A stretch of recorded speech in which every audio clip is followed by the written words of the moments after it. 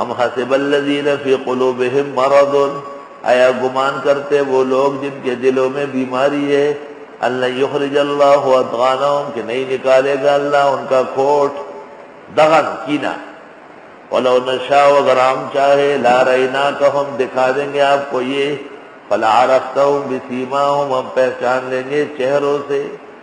چہرہ مودودی کا اور ہے، بریلوی کا اور ہے، رافضی کا اور ہے، غیر مقلد کا اور ہے۔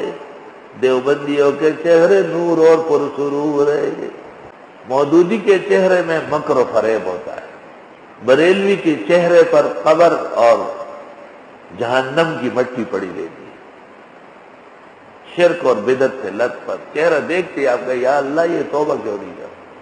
اور رافضی پر اللہ کا قہر، صحابہ کی دشمنی کی نحوست ہوتی ہے، اور غیر مقلد پر جیسے جیب کترا ہوتا ہے، لگا غلچی لویا گرے ہوئے ہوئی، داڑھی نیچے تک لٹکی ہوگی، سر ننگا ہوگا، یہ کیا چوری کرنا ہے؟ حدیث جو چوری کی وہ کم ہے کیا؟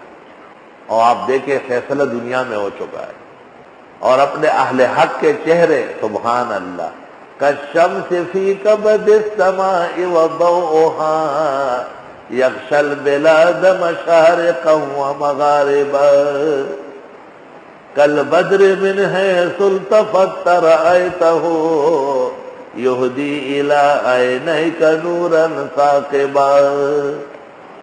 آج جا کے 90 سالہ مولانا سلیم اللہ خان کو دیکھو، ایسا معلوم ہوگا جیسے ابھی ابھی مدینے کے جلوے ان پہ پڑ رہے ہیں۔ 100 سال کے سرفراز خان کو بستر مرگ پر دیکھو، جیسے ابن تیمیہ، ابن الجوزی اور امام غزالی ایک ہی شکل میں نظر آ رہے ہیں۔ حضرت الشیخ مولانا عبدالحنان کا چہرہ تابان دیکھو، محسوس نہیں ہوگا کہ اس شخص نے صدی گزاری ہے۔ آج بھی رخساروں میں ملائی کی طرح خوبصورتی اور ہونٹوں پر گلاب کی پنکھڑی کی طرح سرخی جلی ہوئی۔ 100 سال گزر گئے حضرت الشیخ 16 سالہ 17 سالہ نوجوان کی طرح، اور 137 سال کا سنگل بابا جی دیکھو، جب عبادت کرتے ہیں ایسا معلوم ہوتا ہے جیسے 22 سال کا نوجوان اٹھتا بیٹھتا ہے۔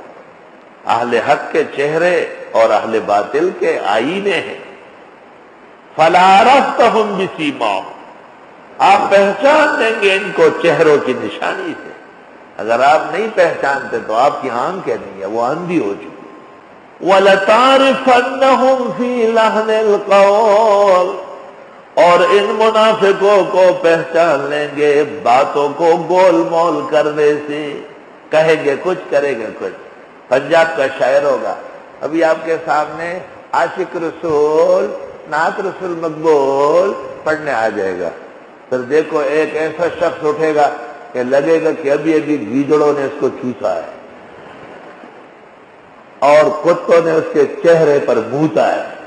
اب وہ آ جائے گا، پھر سوچے گا نبی نبی۔ میں نے وہاں کے ایک شاہ صاحب کو کہا، شاہ صاحب تجھے شرم نہیں آتی؟ یہ شخص اس قابل نہیں ہے کہ محلے میں رہے، تم اس کو میری موجودگی میں بلاتے ہو، کہتے ہیں عاشق رسول ہے، رسول مقبول کی نعت پڑھتا۔ تجھے کوئی مسلمان کلمہ گو نہیں مل رہا تھا؟ یہ کیسا مسلمان ہے جو پیغمبر کا عشق رکھتا ہے اور چہرے پہ داڑھی نہیں ہے؟ زیادتی ہے بہت شدید۔ آپ پہچان لیں گے ان کو چرک کلامی سے۔ ابھی بھی جتنے ناخوان ہیں ریڈیو کے اور ٹی وی کے، دیکھو سب بدعتی ہے، سب اداکار ہے، اور وہ ایک اداکار محقق صاحب بن گیا۔ واللہ یعلم اعمالکم، اللہ کو پتہ ہے تمہارے کرتوت کا۔ وَلَنَبْلُوَنَّكُمْ، اور ہم آزمائیں گے تمہیں، حَتَّى نَعْلَمَ الْمُجَاهِدِينَ مِنْكُمْ، یہاں تک کہ ہم دیکھ لیں مجاہدوں کو۔ مجاہد صرف دیوبندی مکتبے سے کر رہے ہیں، کئی مجاہد نہیں، سب مجاہدین کے دشمن ہیں۔ یہی دیوبندی مکتب فکر کی حقانیت و صداقت ہے اور یہی عالم ناسوت میں ان کو دقت بھی پیش آ رہی ہے۔ یہ لوگوں کو سکھاتے ہیں درگاہوں پہ جانا اور باباؤں سے مانگنا۔ یہ درگاہیں عجم کی، یہ ولیوں کی اور بزرگوں کی درگاہیں، میں پوچھتا ہوں یہ بڑی ہے یا سلیمان اور ابراہیم، اسماعیل اور ادریس، آدم اور شیس علیہ السلام کی قبریں بڑی ہے جو قطعی طور پر خدا کے پیغمبر تھے؟ ہمارے پیغمبر کے 13 سال وحی کا زمانہ مکے میں ہے اور 10 سال مدینہ میں ہے۔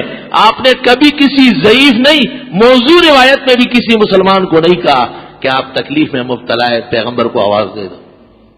آپ نے فرمایا اذا استعنت فاستعن باللہ، جب بھی مدد مانگو صرف خدا سے مانگو۔ سورہ فاتحہ میں کیا ہے؟ ایاک نعبد، ہم جس طرح عبادت آپ کی کرتے ہیں، ایاک نستعین، مدد بھی آپ سے مانگیں گے۔ نہ ہمارا معبود کوئی اور ہے اور نہ ہماری مدد مانگنے کی کوئی ہستی کوئی اور ہے، یا اللہ صرف آپ سے ہم مانگتے ہیں۔ اب مسئلہ ہے درود شریف پڑھنے کا، وہ یہاں سے لے لیا اور درود اپنا لگا دیا۔ قبروں پر بزرگوں کے جانا کار ثواب ہے، یہ مسئلہ شریعت سے لے لیا اور آگے گند عقیدہ اپنا ملا دیا ساتھ کہ ان سے مانگو، ان کی چادریں چڑھاؤ، ان کے پھول ڈالو۔ اس دن ایک پیارا سا آدمی آیا، کہتے ابا مر گئے، پھول تو ڈالو۔ میں نے کہا نہیں، بالکل نہیں ڈالو۔ میں نے کہا بالکل نہیں ڈالو۔ میں نے کہا ڈال نہیں ہے تو پھر اپنے گلے میں ڈالو کہ ابا فوت ہو گئے، جائیداد آپ کی ہو گئی، چلو بات ہے کہ قبر پہ پھول کیوں ڈالتے ہیں؟ خیر تو ہے، اگر پھول کوئی چیز ہوتی تو کفن میں ڈال لیتے نا، حضرت کے جسم مبارک کے نیچے بچا لیتے، تو قبر پہ ڈالنے کا کیا مطلب ہے کہ پھول ڈالتے ہو؟ لیکن یہ ظالم، فبدل الذین ظلموا قولا غیر الذی قیل لهم، اللہ کے دین کو تس نس کرنے والے اپنے خیال خام اور کذب و دروغگوئی سے یہ لوگوں کہتے اور کیا کہنا ہے پھول ڈالنا، پھول ڈالنے کا کیا کہنا ہے؟ یہ مسئلہ ہے کہ جو کام شریعت کے مطابق ہوگا اس کا ثواب ملے گا، تو اس عمل پر نیت کرے کہ مرحوم کو پہنچے، اس کو کہتے ہیں ایصال ثواب، یعنی مردے کو ثواب پہنچانا۔ اور جو کام شرعاً ناجائز ہے وہ گناہ ہے اور گناہ پر عذاب ہوگا، تو خلاف شرع کام کر کے ایصال ثواب کی جگہ ایصال عذاب ہوگا۔ رسوم، بدعات، جعل سازی اور وہ دین محمدی میں جو آفتاب و مہتاب سے زیادہ منور، معطر، جامع و کامل و اکمل ہے۔ سورج دن میں ہوتا ہے، رات کو نہیں ہوتا، اس کی ضرورت ہی نہیں ہے۔ چاند رات کو نظر آتا ہے، دن میں اس کی حاجت نہیں ہے، لیکن دین محمدی دن رات دونوں اس کی ضرورت ہے۔ السلام علیکم جی دوستو، آپ نے دیکھا اور سنا شیخ مفتی ظفر علی خان رحمۃ اللہ علیہ کو کہ شیخ مفتی ظفر علی خان رحمۃ اللہ علیہ کیا بیان فرما رہے تھے۔